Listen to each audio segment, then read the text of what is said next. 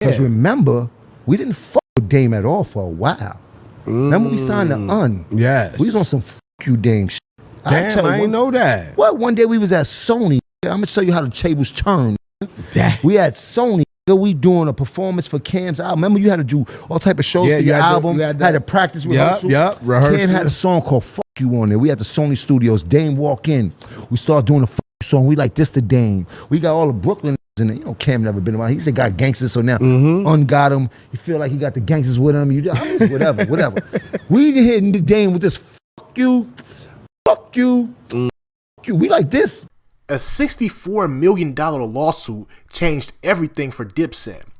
It didn't just kill a label, it forced Dipset into the arms of the very man they didn't trust, Dame Dash. See, a lot of people think Cameron and Jim Jones joined Roc-A-Fella because it made sense on paper, but behind the scenes, it was pure chaos. Paperwork falling apart, street politics mixing with corporate money, and Dame Dash, the same dude they were literally shouting F you at in a Sony studio, somehow ended up being the one to save their careers. But before all that, Jim Jones painted a picture that'll blow your mind. A young Mace walking into the studio, flexing on Jay-Z before anybody even knew how far that tension would go. Platinum chain swinging, diamonds dancing, Harlem energy in the room, and Jay-Z standing there cool, quiet, but watching everything. Jim Jones said that moment showed him how crazy the competition really was back then. Everybody was fighting for position, and Dipset wasn't backing down from nobody, not even Jay-Z. Now I'm about to play this clip for y'all, but before I do, I just need y'all to like, leave y'all thoughts down below in the comment section, and subscribe. Let's get into it. I remember another one. Fuck it. It's crazy. Cam album. Which one? First album. Oh, Confession. Jay came there. Fly shit. He said some shit like, I ain't here lobby for a spot. Yeah, he told me that. That's crazy. I ain't here lobby for a spot. Can't put in his rhyme. He said some fly shit, right? Jay was already up. But the admiration still there. Man, we just fresh out the project. We used to listen to all the Jay shit, nigga. We got all the album. Blueprint. That's right. So it was just like, things like that. When it was like, show you the competition. So now Mace is signed. Mace walking there. He got 2 chains on. A platinum chain and a white gold chain. This when platinum first started. That's right. Jay there, he got a small platinum chain on with the platinum rollie. So Mace busting it, boosh. Now it's like nigga, I'm winning. I'm up. Hot. Yeah. He hot. He was on fire. He's swinging his shit around. Big Cuban platinum. You talking about platinum? Yeah, they got the platinum. I'm just watching these niggas. I'm just like, wow, this nigga came in and fired Jay on here on the jury.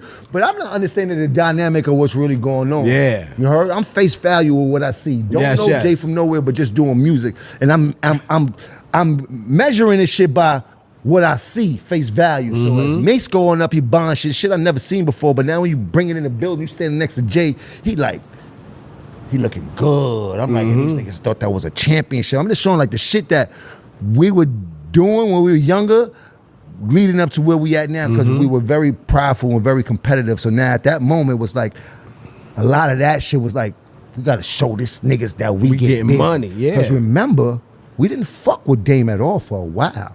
Remember we signed the Yes. We was on some fuck you Dame shit. Damn, I didn't know that. What? One day we was at Sony, nigga. I'm gonna show you how the tables turn, nigga. We at Sony, nigga. We doing a performance for Cam's album. Remember you had to do all type of shows for your album. Had to practice rehearsal. Rehearsal. Cam had a song called Fuck You on there. We at the Sony studios. Dame walk in. We start doing a Fuck You song. We like this to Dame. We got all the Brooklyn niggas in it. You know Cam never been around. He said got gangsters, so now ungot him. You feel like he got the gangsters with him. Whatever. We hitting the Dame with this fuck you. Fuck you. Fuck you. We like this. Yeah. Brooklyn niggas, we in the Dame like. Y'all niggas talking to me? But Dame is cold. You know, he always could fight. I ain't never lied. Like he never. He always talked that shit, yeah. I seen him chip niggas up back in the day. That's a fact. Like I'm afraid he never was no punk. But he stayed there, let us do all that. He did some fly shit like, yo, let me speak to y'all. I just want 2 minutes of your time, put us in the corner.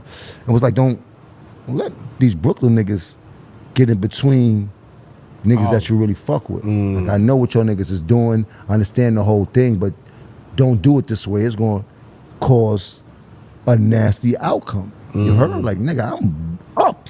That's right. You heard? Like, yeah. You niggas just signed to some other niggas from Brooklyn that you don't know about, and you playing with niggas that really got it. You heard? That conversation right there broke the barrier for us to getting back in with Dame. That conversation led to him end up being able to sign, being able to have Dame manage him. Because after that conversation, Untainment lost his whole label deal for the $64 million. I mean, I'm there in real time. There's nobody could tell me nothing about this. I'm there in real time. Wherever Cam was, I was. That's right. Wasn't no conversation, nothing that. You heard? Like, loses that shit. We got to go back to Sony. Niggas is in a disarray. They saying Sony is the worst label out. They ain't gonna do shit for us. It's over. Cam calls Dame. I'm gonna need you to manage me. Let me figure this shit out. Dame was like, yo, we gotta get you out the Sony deal. Toughest shit that nigga ever did was come through with a bunch of niggas and pull a 52 fake out on forcing their hand to sign him out of that contract deal inside that Sony building. But after he signed him out the contract, I ended up leading Dame to be able to like, yo, let me see what we're doing with this Roc-A-Fella shit. Then it goes into the movie paid in full, Roc-A-Fella deal, turns our whole life around in 01, I believe it was. Damn. Then from 01, we started the engine back up. We was able to come back in with the Diplomats, start putting the Diplomats, because we was out the game. Yeah, y'all was in Ohio for a minute. I was in Ohio. The Cam was Chubbs in Ohio. was in Ohio. Yeah. Let's don't do that. Them niggas was visiting and tourists in Ohio. Shout out to Zeke. Shit. That right there is the definition of how fast the music game can flip on you. One day you're on top, your crew's getting money, your label's solid, and the next day, a $64 million lawsuit wipes everything out. That's the part of the Jim Jones story that really hit me. It shows how much this industry is built on timing, pride, and the people around you. Jim broke that story down like somebody who lived through both the hunger and the heartbreak. You could tell that was a lesson in humility and survival at the same time. He wasn't bragging, he was reflecting. Because when you lose everything and you have to turn to the same man you swore you'd never work with, that's a full circle moment that'll humble anybody. And what makes this story so powerful isn't just the drama between Dipset and Dame Dash. It's how it exposes the difference between street loyalty and business loyalty. In the streets, you move off pride and principle. In business, you move off leverage and opportunity. Jim, Cam, and the whole Dipset movement had to learn that lesson in real time. The $64 million lawsuit didn't just force them into Roc-A-Fella Records. It forced them to think like businessmen. Now think about that Dame Dash scene. He walks into a room where they're literally performing a diss track at him. And instead of reacting, he gives them game. That's next level composure. That's a dude who understood power and timing. He told them not to let Brooklyn get in between Harlem. And that's deep because it wasn't just about the boroughs. It was about letting other people control your narrative. That's the kind of lesson that most rappers don't get until it's way too late. Jim Jones telling this story years later with that kind of honesty shows growth. He wasn't trying to make Dame Dash look bad or make Dipset look tough. He was explaining how ego and misunderstanding almost costed them everything. That's why I respect how he told it. He kept it 100, but it also showed accountability.